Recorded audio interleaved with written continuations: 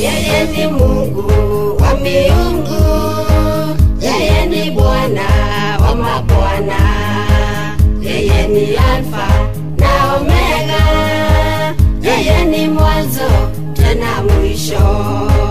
Mungu pamoja nasi, Emmanueli, Mungu Muumba habadiliki.